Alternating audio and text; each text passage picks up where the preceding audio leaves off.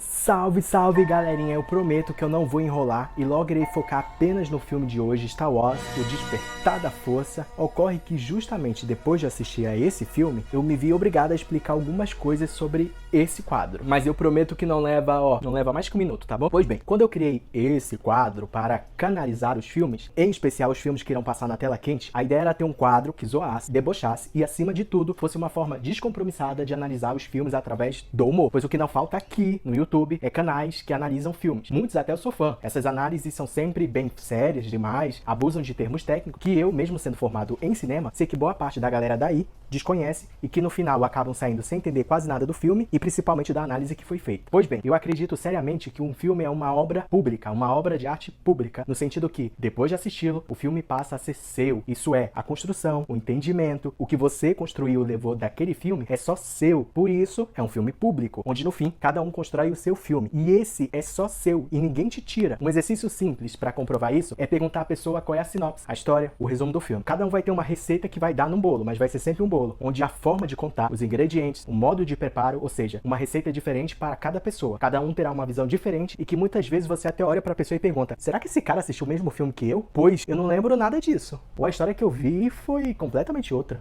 Claro que você pode mudar de opinião, se alinhar às opiniões de outros, mas a ideia original que você construiu sobre aquele filme, essa você sempre irá guardar e relembrar. E eu digo isso pois o que eu posso oferecer aqui, com esse quadro, é uma impressão pessoal, totalmente descompromissada com a realidade do que os diretores, os atores, os produtores querem passar com um determinado filme. E principalmente com o entendimento que você faz ou fez sobre o filme. O que eu posso te oferecer com esse quadro é a desconstrução de uma obra através do deboche, do riso e do humor. Ou seja, o que você leva assistindo a esses vídeos aqui é a minha impressão perturbada de uma análise, ok? Porém, e agora entrando no filme de hoje, talvez eu mude um pouco o rumo e deixe de lado o humor para focar mais naquilo que muitos consideram como uma análise cinematográfica. Talvez eu cite até uns teóricos aí, tipo André Bazin ou Ismael Xavier. O motivo disso é que ao revisitar Star Wars, O Despertar da Força, pois eu já havia assistido esse filme algumas vezes, porém dessa vez foi diferente, pois eu fiquei assistindo pensando para esse quadro, e assim eu assisti o filme com um olhar completamente diferente. E entre tantas piadas que eu poderia fazer com o filme, eu me vi admirando e babando com duas características ou momentos desse filme que são... Eu vou fazer um mistériozinho aí e depois eu conto, porque antes é preciso o quê? É preciso apresentar a sinopse, um resumo da história do filme para vocês se conceituarem. Então, eu vou fazer isso através de gente mais qualificada e especializada do que eu. Google, sinopse de Star Wars, O Despertar da Força.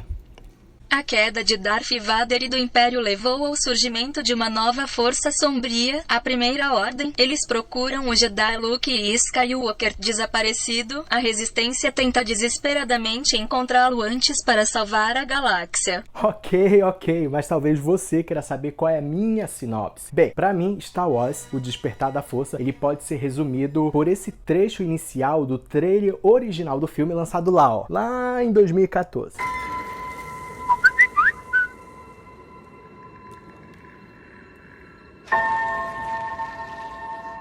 Who are you?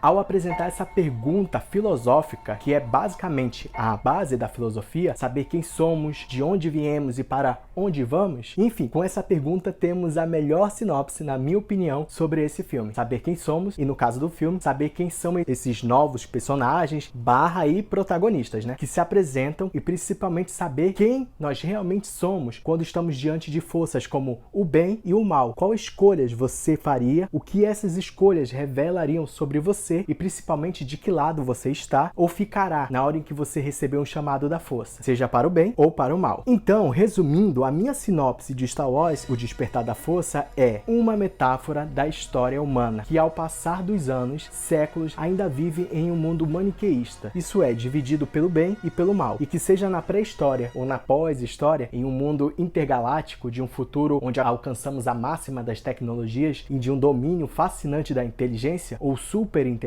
os conflitos humanos continuam os mesmos. Podem ocorrer através de uma ordem grandiosa, como guerras, entre elas estrelares, por planetas e nações diferentes, ou de conflitos humanos, pessoais, da psique humana e principalmente das relações familiares e afetivas. E eu me vi admirando e babando com duas características ou momentos desse filme, onde justamente um primeiro momento é esse, de tentar responder a essa pergunta inicial do trailer, que é: quem é você? Pois durante o filme somos apresentados a novos personagens, seja para aqueles que são fã da saga ou franquia Star Wars e encontram nesse 7º episódio novos protagonistas.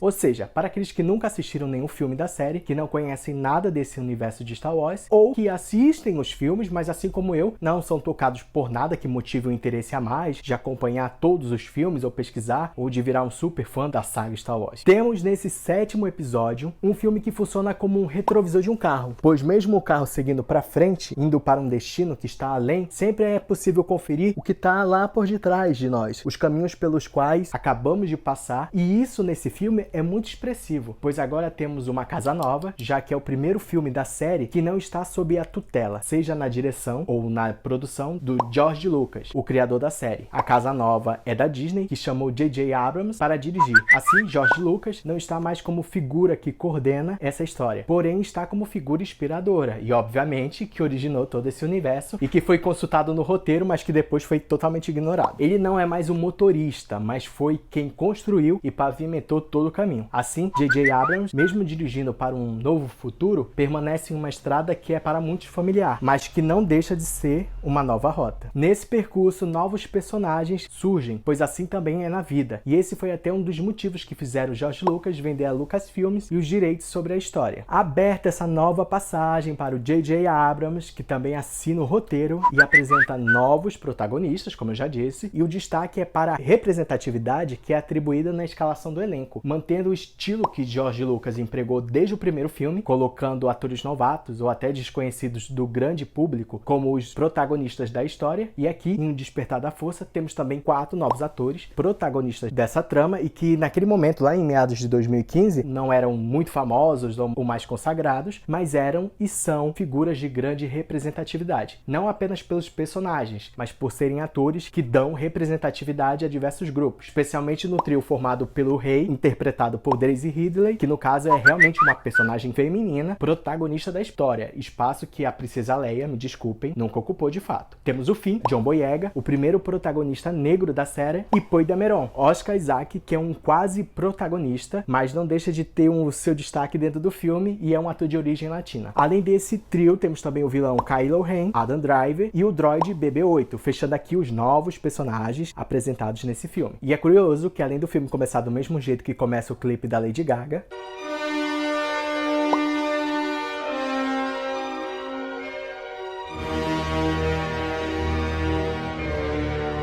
e até mesmo da história ter um enfoque principal em um objeto, no caso um pendrive, e me desculpem, pois isso é plágio da novela Negócio da China, tá?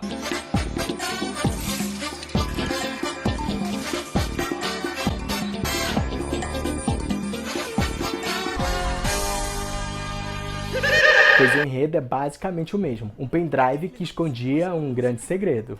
Enfim, em Star Wars O Despertar da Força, esse pendrive precisa chegar até a República, pois dentro dele está um mapa que revela o paradeiro de Luke Skywalker, interpretado pelo Mark Hamill. E esse desaparecimento do Luke foi aproveitado até como estratégia de divulgação, pois naqueles meados lá de 2015, quando o filme foi lançado, muita gente questionou o fato do Luke não aparecer no trailer nem nos cartazes de divulgação. Esse desaparecimento era então parte de uma lógica muito esperta da divulgação, pois dialogava diretamente com o enredo do filme. Ó, é uma sacada bem bolada. No mínimo é bem bolada a sacada aí. Mas muito antes da metade do filme, a gente já descobre que o mapa está bastante incompleto, que o pendrive nem é um grande objeto assim, solucionador do filme. O mapa não está completo, é só uma parte. Mas a gente percebe que ele serviu sim como um objeto que unia os protagonistas e que serviu até o momento em que foi necessário para conduzir a trama. E essa história basicamente possui 3 estágios. A primeira do pendrive e do mapa que precisa chegar até um determinado lugar. O segundo estágio é do combate entre a República e a Primeira Ordem, respectivamente o bem contra o mal, e o terceiro e último estágio, que é espertamente uma ponte, uma ligação para o início do filme, descobrir o paradeiro de Luke Skywalker, pois disso depende a resistência da República e é também um gancho, a ligação para o próximo filme. Afinal, estamos falando de franquias, né, minha gente? Enfim, mesmo com deslize aqui ou tá ali, no roteiro, tal como o pendrive tão importante, mas que logo perde a importância, ou como a Rey, que consegue descobrir que possui poderes telepáticos e de telecinese, e isso sem nunca o filme mostrar ali o momento em que ela descobre tais dons, ou presenciar alguém com tais dons para sequer ela poder imaginar e tentar copiá-los. Você vai me libertar, sair dessa cela e deixar a porta aberta. Eu vou libertar você, sair desta cela e deixar a porta aberta. E você vai largar sua arma. E vou largar a minha arma.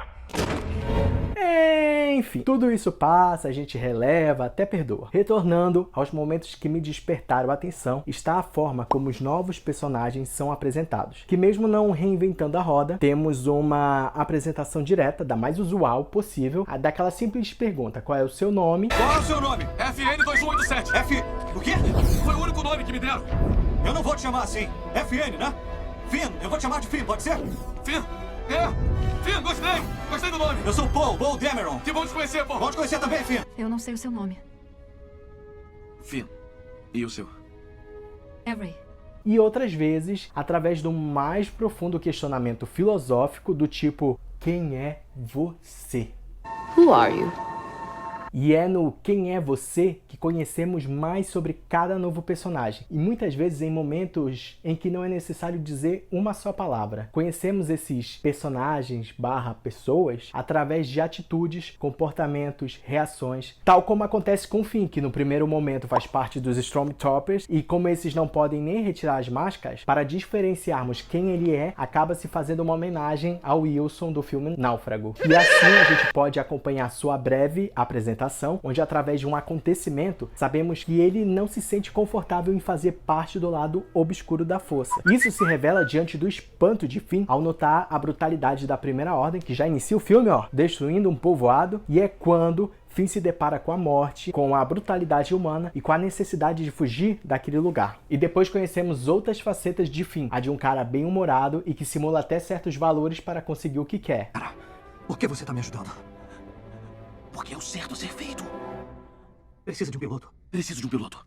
Na fuga, ele conhece e se une a Poe Dameron, um cara também, gente boa, bem-humorado, que a gente já sabe que faz parte da resistência da República, que ele é um piloto do bem, e é Poe quem, além de dar um nome para o agora Finn, também descreve e liga Finn a um outro personagem, no caso, o droide BB-8, dando destaque às suas cores e características do BB-8. Pra onde estamos indo? Estamos voltando pra Jakku, é pra lá. Não podemos voltar pra Jakku. Temos que ir embora do sistema. Eu tenho que pegar o meu droid antes da Primeira Ordem. O quê? Um droid? É isso aí, é uma unidade BB, laranja e branca, muito especial. Não interessa qual é a cor dele, nenhum droid pode ser tão importante. Esse é, amigo. Aquele droid tem mapa que vai nos levar a Luke Skywalker. Ah, só pode estar de brincadeira. Isso será fundamental no futuro da história, pois aparentemente quando Poe morre, seja na queda ou na explosão da nave, ou seja quando ela é sugada por uma areia movediça, é muita coisa que acontece na nave.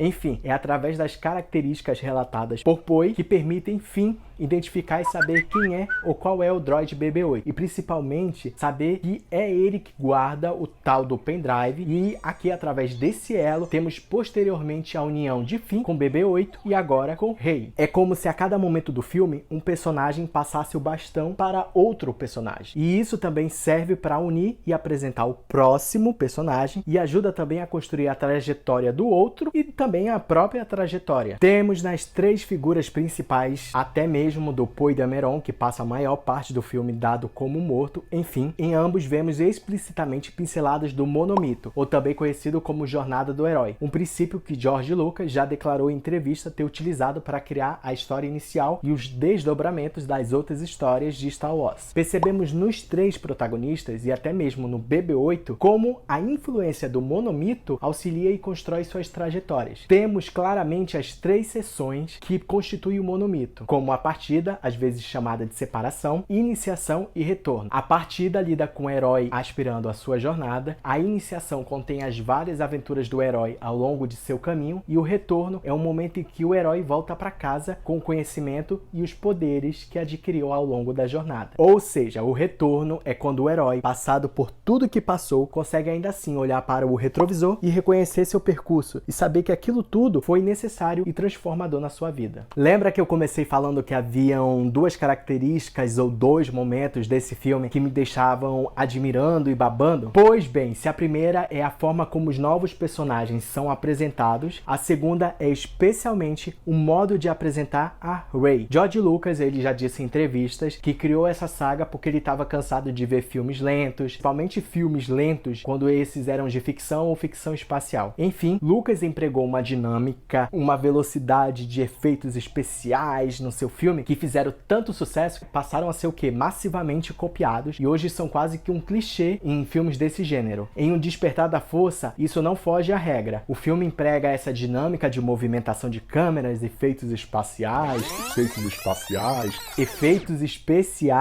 lutas e cortes de edição ágeis, mas há um momento em específico que foge a todas essas obviedades, e esse momento é a apresentação da Rey. Primeiro, a gente tem essa homenagem às Tartarugas Ninja.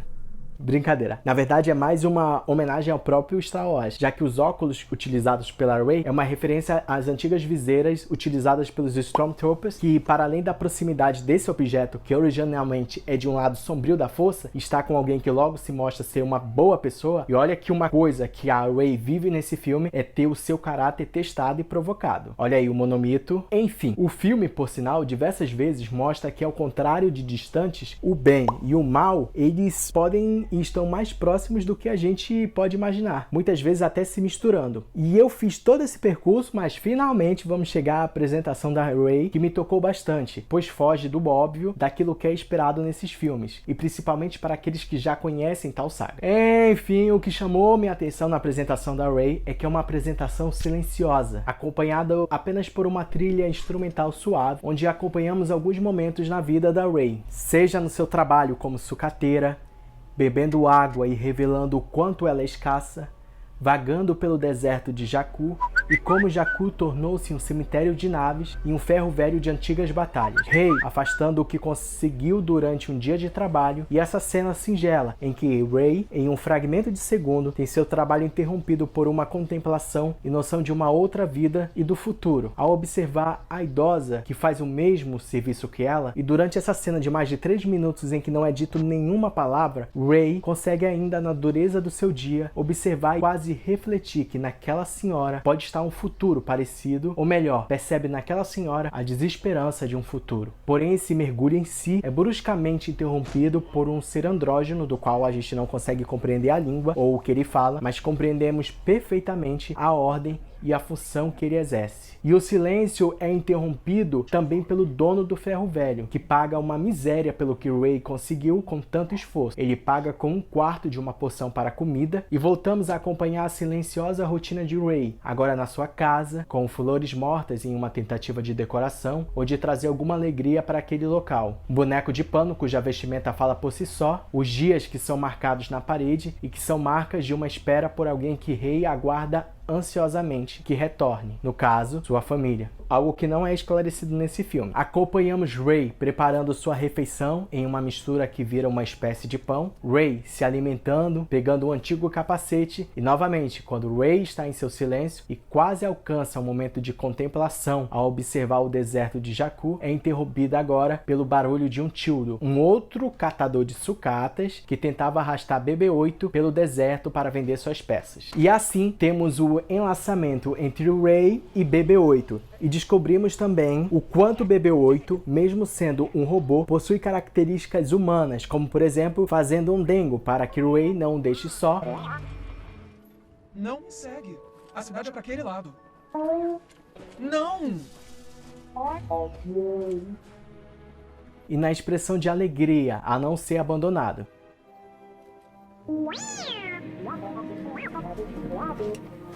Você vai pela manhã.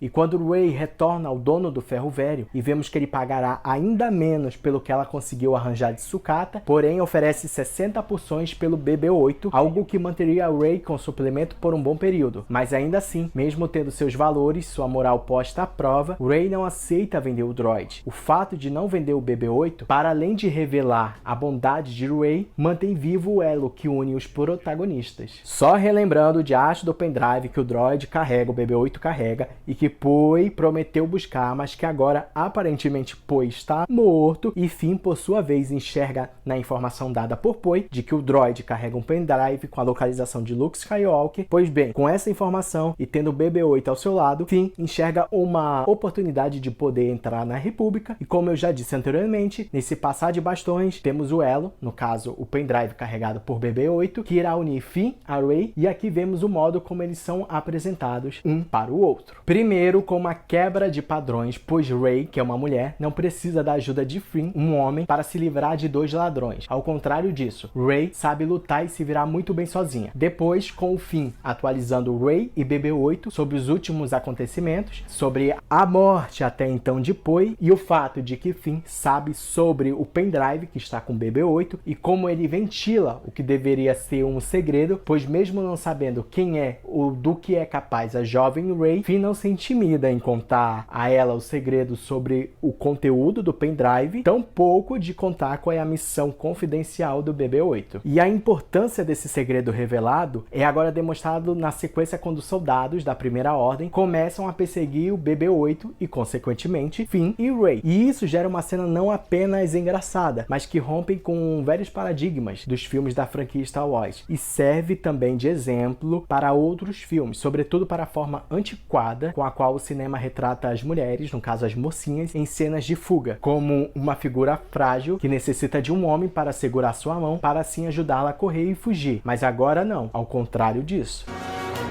O que está fazendo? Vamos! Me larga! Vem, temos que sair daqui! Eu sei correr sem você segurar a minha mão! Para de pegar na minha mão! E para finalizar esses elos que promovem encontros, temos também a sucata utilizada para fugir da perseguição dos soldados da Primeira Ordem, uma sucata nave que surge de última hora e que não é nada mais, nada menos do que a Millennium Falcon, a nave ultra famosa e característica dessa série. Ah! Siga a nave lá! Aquela sucata! A sucata vai servir!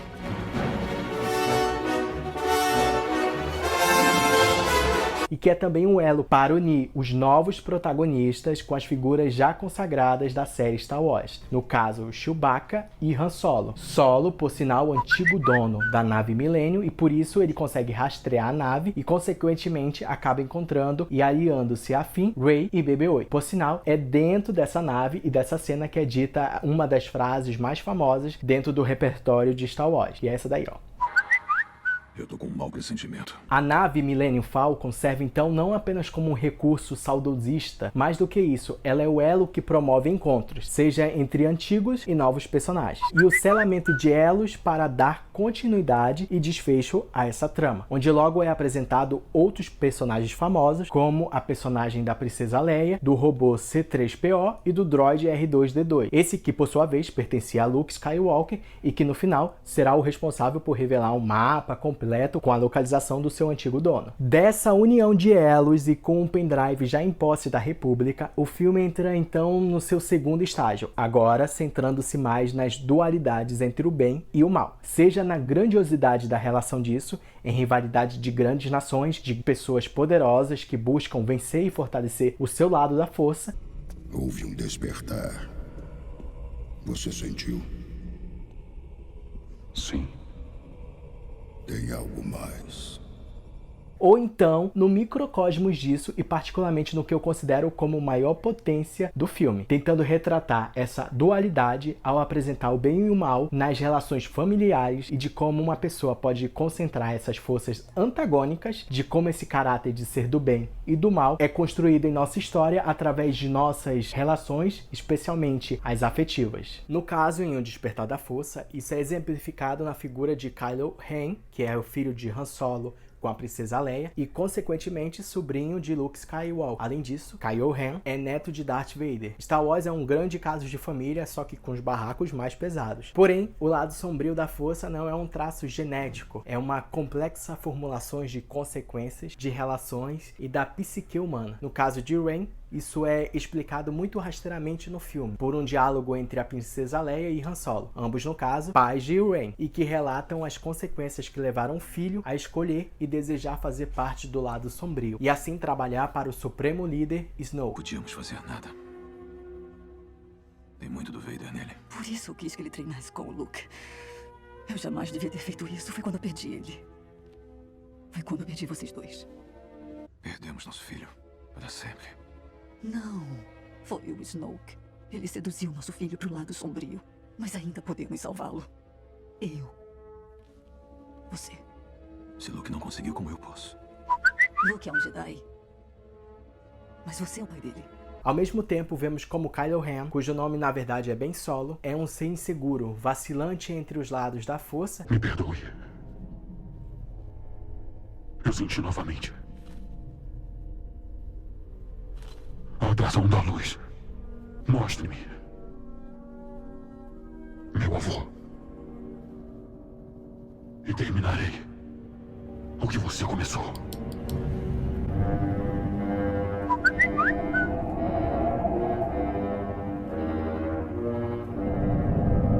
Que só consegue concretizar isso e fazer sua passagem para o lado obscuro quando mata seu pai, Han Solo.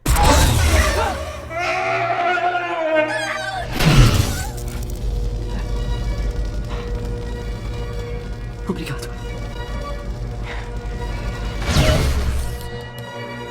Uma atitude comum nos filmes da franquia, eu já avisei que eram casos de família censura 18 anos. Enfim, nesse universo talvez inspirado pela mitologia grega, filhos matando os pais é um recurso que, para além de causar um impacto no público, diante da força que isso representa, uma ruptura com o lado mais humano, mais fraterno, coloca esses assassinos como grandes vilões e que agora, ao ultrapassarem esse limite, esse mandamento honrar os pais, são capazes de tudo. Isso é também fruto de uma reflexão freudiana, do mito de Édipo, de como o herói ou vilão Precisa romper com os laços paternos, romper com o cordão umbilical para permitir-se ir além para uma independência paterna. E isso é o fruto colhido que permite ao personagem ser livre para construir sua história e sua trajetória sem o peso de sua ascendência, ao menos sem o peso dessa ascendência ali, viva, em carne e osso. Porém, os reflexos desse assassinato paterno será algo que marcará para sempre sua vida e, consequentemente, sua trajetória. No caso de Ben Solo, ou como ele passa a ser chamado, Kylo Ren, com o assassinato do pai,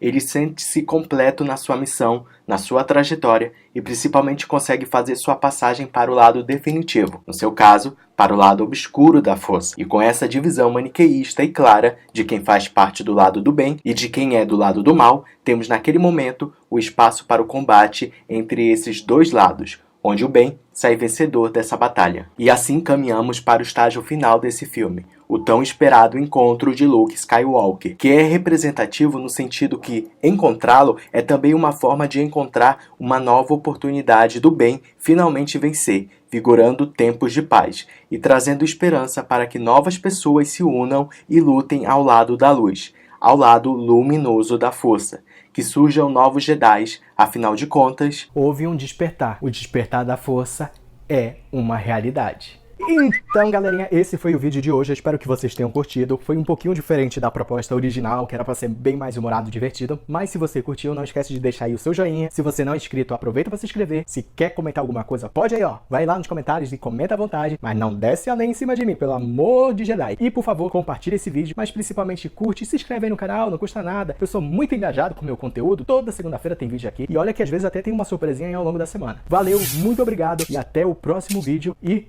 fui! Está passando na sua rua o carro da sucata, lata velha, recolhemos tudo, geladeira, fogão. E que a força esteja com você.